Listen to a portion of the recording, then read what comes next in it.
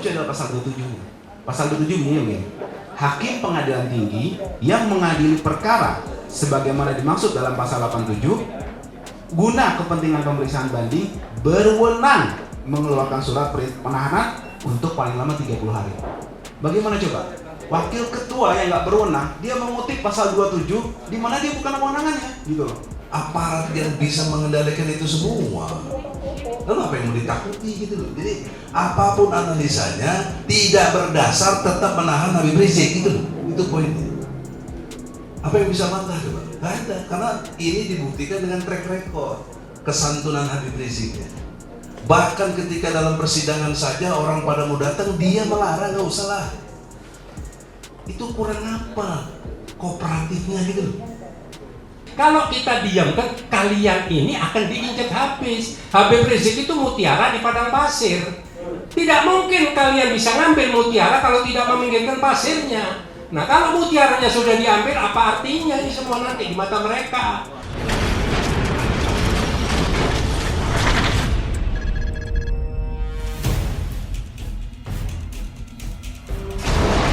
Untuk menjawab. Baik, terima kasih Bang Munir. Tadi yang pertama saya jawab bahwa kita melihatnya bukan dari statement dari aparat, tapi kita lihat dari pertimbangan yang dicantumkan oleh Wakil Ketua Pengadilan Tinggi DKI pada pertimbangan di surat yang dimaksud, di surat penetapan penahanan. Jadi suratnya itu pertimbangannya ada pasal 27 ayat 1 dan 21 ayat 4 KUHP. Di 21 ayat 4 KUHP itu adalah syarat subjektif penahanan. Jadi yaitu yang tadi khawatir melarikan diri, menghilangkan barang bukti, mengulangi perbuatannya, itu disebutkan di pasal itu. Jadi memang surat itu tidak menyebutkan detail ya, tapi di situ pertimbangannya pasal 21 ayat 4 KUHP itu disebutkan. Kita saat tahu bahwa itu adalah syarat subjektif penahanan. Jadi mereka menyebutkan itu sebagai dasar melalui pasal tadi. Nah, asumsinya pasalnya kan ada 4 tadi ininya ketentuannya, melarikan diri, menghilangkan barang bukti, mengulangi perbuatannya, seperti itu. Dan khawatir apa yang keempat saya agak lupa, tapi yang jelas itu syarat subjektif. Jadi yang pertanyaan Bang Munir tadi, statementnya melalui surat penetapan tadi, seperti itu. Kemudian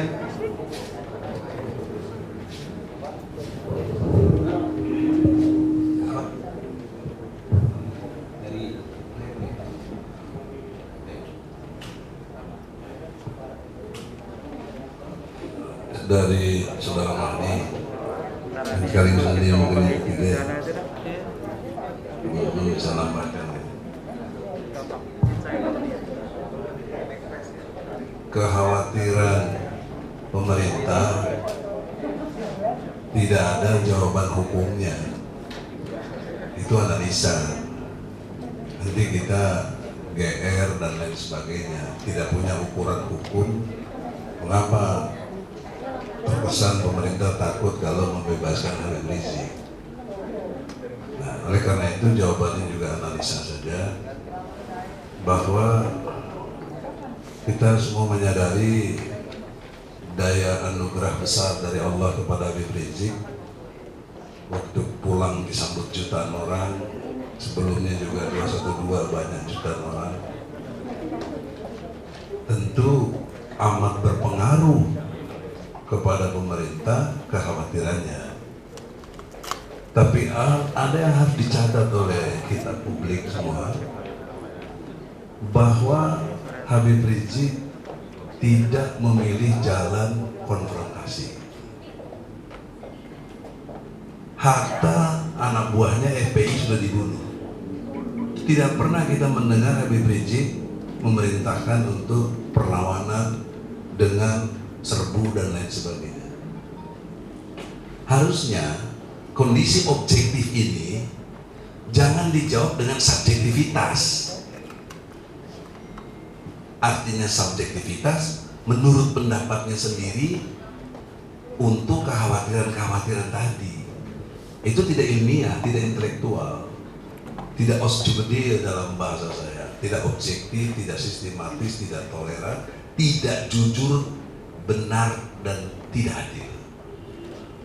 Oleh karena itu, kalau itu yang jadi pertanyaan, maka jawaban kami, pemerintah jangan takut. Kalau itu terjadi kan pemerintah sudah punya aparat yang bisa mengendalikan itu semua. Lalu apa yang mau ditakuti gitu loh. Jadi apapun analisanya tidak berdasar tetap menahan Habib Rizik gitu loh. Itu poinnya. Apa yang bisa bantah coba? Gak ada, karena ini dibuktikan dengan track record kesantunan Habib Riziknya. Bahkan ketika dalam persidangan saja orang pada mau datang, dia melarang, gak usah lah. Itu kurang apa? Kooperatifnya gitu loh. Mungkin kalau saya, mungkin karena imannya kurang, ya kita begitu. Tapi Habib enggak, ini ulama gitu loh. Harus dipandang ini ulama yang tidak ada hasrat atau desire untuk kekuasaan atau apa, enggak ada. Oleh karena itu tidak berdasar, subjektif, bahkan kalau pakai bahasa sarkasmenya norak gitu loh, norak betul itu. Kalau itu yang jadi pertanyaan dalam pengertian kok begini gitu loh. Kan kita ini punya ukuran namanya hukum. Hukum tadi sudah saya katakan tidak ada ketentuan harus dia ditahan. Kenapa jadi keluar penahanan? Itu kan sangat zolim dan menindas gitu, terhadap hak asasi manusia.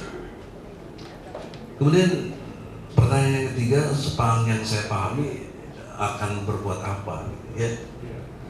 Antara lain tadi saya diskusi dengan Adinda Aziz, juga dengan Abdul Khair sebagai koordinator kita ini, untuk tawaran gagasan adalah yang bisa membatalkan ini kan Mahkamah Agung. Sudi kiranya kita sepakat bagaimana kita datangi Mahkamah Agung. Jangan pakai prosedur biasa dalam arti kita kasasi. Apa? Ini gerakan politik. Nah, kita pakai politik hukum kalau kita, bukan politik yang liar. Maka kalau gagasan saya disetujui, kapan kita datangin Mahkamah Agung, kita bikin gini di Mahkamah Agung, kita lihat resonansinya, kita uji rasa keadilan Mahkamah Agung yang mempunyai kewenangan dalam bidang hukum untuk menyatakan ini bisa dibatalkan. Oleh karena itulah tawarannya singkat, jadi kita nggak juga ikut norak demo segala macam itu, nah, kita pakai prosedur hukum yang benar, tapi insya Allah efektif jika Mahkamah Agungnya masih punya hati untuk menegakkan keadilan. Nah kalau enggak juga Mahkamah enggak, itu nanti resonansinya Allah akan menciptakan keadaan yang bisa berubah atau tidak, kun fayakun, ya. Qulillahumma malikal mulki tu'til mulka man tasya. Jadi Allah yang akan memberikan kekuasaan kepada siapa yang dikehendaki, dan Allah yang cabut. Mungkin ini entry point untuk mencabut kekuasaan rejim yang zalim ini, gitu. Semoga demikian. Kalau ada pertanyaan lagi silakan. Ya, saya mengingatkan ada suatu perbandingan yang menarik. Ketika Ahok, Basuki Cahayapurnama, pada awalnya dia tidak ditahan, kemudian pengadilan negeri pada saat itu menjatuhkan putusan pemindahan dengan perintah penahanan secara serta-merta, with forward before arrest. Tetapi apa ya kemudian yang terjadi? Yang bersangkutan tidak berada pada lembaga pemasyarakatan, tetapi ditempatkan di rumah tahanan. Hal ini berbanding terbalik dengan Habib Rizik Syihab. Habib Rizik Syihab sebelumnya dalam perkara protokol kesehatan tidak ada penahanan sampai pemeriksaan di pengadilan. Begitupun putusan pengadilan, tidak ada perintah kepada Habib Rizik untuk ditahan. Tetapi pengadilan tinggi melalui wakil ketuanya menerbitkan penahanan dengan menggunakan penahanan pada perkara pertamburan yang notabene itu tidak dapat dibenarkan. Di situ adalah letak daripada batal demi hukum. Kemudian dipersilakan kepada yang lain untuk memberikan pertanyaan. Ada? Ya, silakan. Singkat.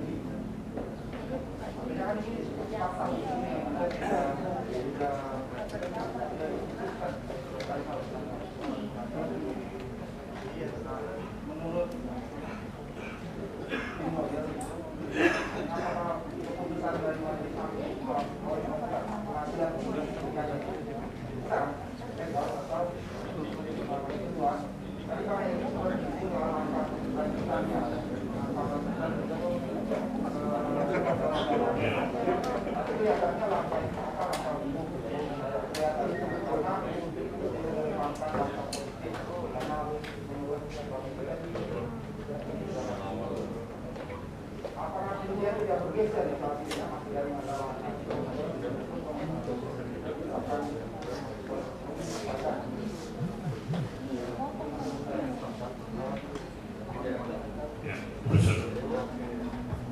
Yang pertama, Terima kasih Muhammad. Jadi kalau ditanya tadi sudah final, memang betul.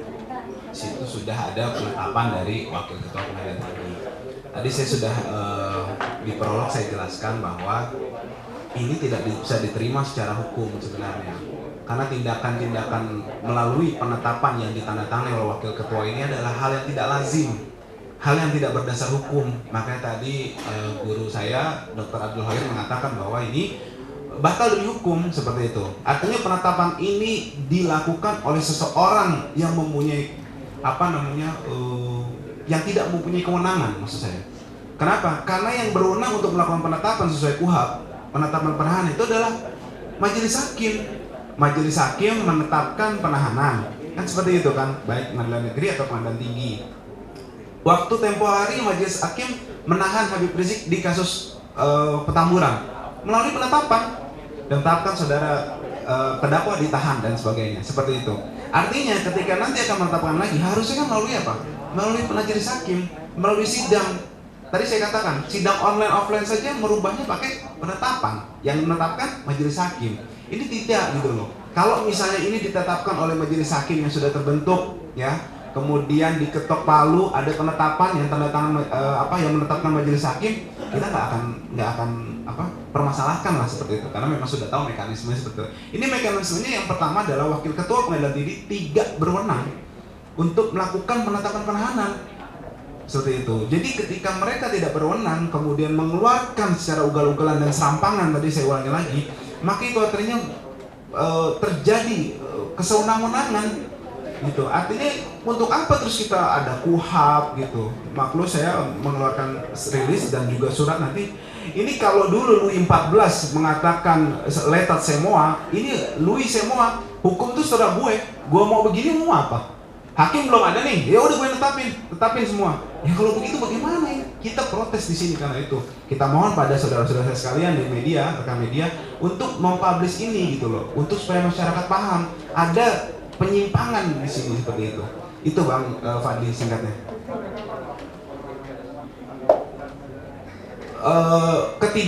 Kesenangan itu diputuskan sampai 9 September 2021, 30 hari seperti itu.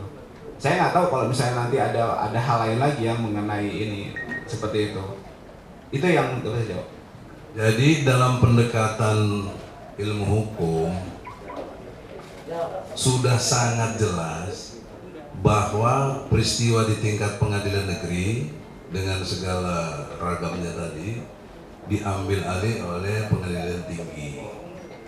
Bahkan dari segi ilmu hukum tidak punya kewenangan wakil ketua ya.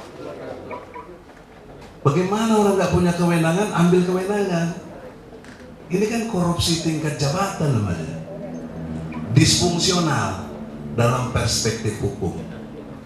Nah, maka logika saya ke MA, ini yang lebih tinggi atasannya harusnya bisa membatalkan. Tentu kita minta secara penetapan, tapi karena ini tidak lewat penetapan, ya kebijakan MA bagaimana itu yang penting. Jadi jangan Adinda alirkan saya ini jadi main politik. Tidak, ini tetap koridor hukum. Saya ingin balas sebenarnya secara ilmu hukum. Ini wakil ketua ini nggak berwenang kok, belagu banget gitu loh. Bahasa lainnya kita mau ketok dari atasannya. Nah, maka nanti kita lihat bagaimana reaksi dari MA terhadap teguran atau himbauan atau apa yang kita bisa lakukan untuk itu. Nah, itu sisi lain. Sisi yang lainnya lagi ada di dimensi pengawasan. Ada KY sebenarnya. Harusnya jika lembaga pengawasan pengadilan di tingkat Mahkamah Agung itu sendiri dan juga KY berperan, itu sebenarnya harus dengan inisiatif dia sebagai kelembagaan. Karena kita ini sudah sepakat berbangsa bernegara menggunakan teori trias politika. Ada eksekutif, ada yudikatif, ada legislatif. Nah, ini peristiwa yudikatif. Nah, bagaimana yudikatif yang sudah diberi kewenangan yang sama untuk mengatur bangsa dan negara ini di bidang keadilan dan hukum ini harusnya bertindak. Ulah cicing wae. Ya. Dan juga yang saya nggak suka tadi dari Adinda Aziz, apa kaitannya dengan ini, suka-suka gua. Jadi ini manajemennya kumaha aing, kumaha aing wae. Jadi dengan kumaha aing ya nanti kita jawabnya kumaha aing juga. Nah, kan jadi ribut, tidak hukum. Saya kira begitu ya, jangan salah sangka dengan kita.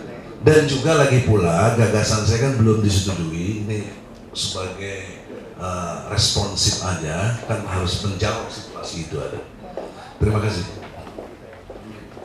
Bang Fadli, saya tambahkan ini sedikit. Yang paling lucu adalah Majelis Hakim, Wakil Ketua Pengadilan Tinggi di surat penetapan itu menimbang pasal 27 ayat 1 dan pasal 21 ayat 4. Dua itu pertimbangannya. 21 ayat 4 tadi secara subjektif penahanan. Oke lah, it's fine. Tapi kita masih perdebatkan. Kita bantah adalah Habib Rizik itu gimana secara subjektifnya ditahan? Orang dia belum inkrah kan masih banding. Itu tadi sudah saya bantah. Yang lucu adalah pasal 27. Pasal 27 bunyinya, hakim pengadilan tinggi yang mengadili perkara sebagaimana dimaksud dalam pasal 87 guna kepentingan pemeriksaan banding berwenang mengeluarkan surat penahanan untuk paling lama 30 hari. Bagaimana coba? Wakil ketua yang nggak berwenang, dia mengutip pasal 27 di mana dia bukan kewenangannya, gitu loh. Dia mengutip di situ jelas pasal 27. Saya bacakan pasal 27. Iya, hakim bang. Hakim pengadilan tinggi yang mengadili sebagaimana dimaksud untuk pemeriksaan berwenang. Artinya berwenang siapa? Hakim. Kok bukan wakil ketua pengadilan? Bukan wakil. Ya, artinya ya dia mengutip pasal tidak menyebutkan pasalnya, salah lagi. Dia nggak berwenang gitu loh. Jadi pertimbangan dia sudah keliru gitu kan. Maksud saya pertimbangan dia mengelirukan dia sendiri gitu loh. Gitu. Itu yang saya tambahkan. Demikian.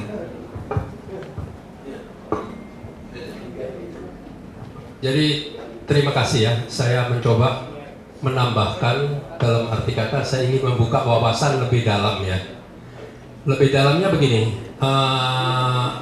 Kalau kita tidak mau bicara dalam konteks hukum, tolong dipahami, direnungkan, khususnya teman-teman media. Kalau perlu nggak usah buru-buru berebut buat berita, merenungkan dari mulai Habib masih di Mekah, siapa yang pernah melakukan komunikasi dengan Habib dari pemerintah?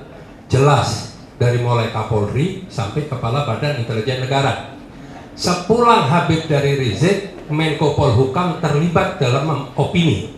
Setelah Habib Rizik sudah ada di Jakarta, Habib Rizik ditangkap dan Habib Rizik diborgol, Habib Rizik dibajuin kuning, seorang ulama, seorang tokoh nasional, seorang Habib Duriyatir Rasul. Adakah yang memprotes? Tidak ada. Tatkala Habib ditahan, ya, setelah itu menyusul 5 orang yang hanya sebagai panitia. Apakah dari sisi hukum pernah mempelajari atau mengkaji permasalahan ini? Tidak ada. Sidang demi sidang, hakim jaksa bermain dengan segala kewenangannya, dengan segala hawa nafsunya, sampai Habib Rizik menyatakan bertemu di pengadilan akhirat. Yang terakhir, keluarnya surat penetapan, adakah yang menegur? Dari bawah sampai atas tidak ada satupun yang menegur. Laskar FPI 6 orang yang dibunuh dengan sengaja, ya, 2 peluru di setiap jantung setiap orang dengan luka-luka yang lain. Dari mulai Komnas HAM-nya menyatakan bahwa itu luka bawaan, mungkin karena kolesterolnya tinggi jadi waktu melepuh. Ini baru ilmu setan yang bicara kayak begini. Iya kan? Nah, berikutnya yang terakhir, waktu penetapan ini kok jadi yang panik orang dari hukum Habib Rizik dan orang-orang yang ahli-ahli dalam hukum dan kita-kita ini semua, kok dari mereka tidak pernah membahas. Nah, berarti Jelas, komplit, nggak usah diragukan. Satu negara ini yang memegang kekuasaan sedang memusuhi Habib Rizik, paham ya? Nah, paham ya? Oke, clear, jadi jelas. Nah, kalau Habib Rizik masih bisa lolos, Habib Rizik masih bisa hidup, Habib Rizik masih bisa sehat, saya masih bisa 6 kali seminggu ketemu dengan beliau, berarti dia punya karunia dan karomah yang lebih. Setuju? Nah, jadi paham. Jangan kita bodoh terus. Kalau kita bodoh terus, seperti sudah saya jelaskan tadi, kalau kita diamkan, kalian ini akan diinjak habis. Habib Rizik itu mutiara di padang pasir.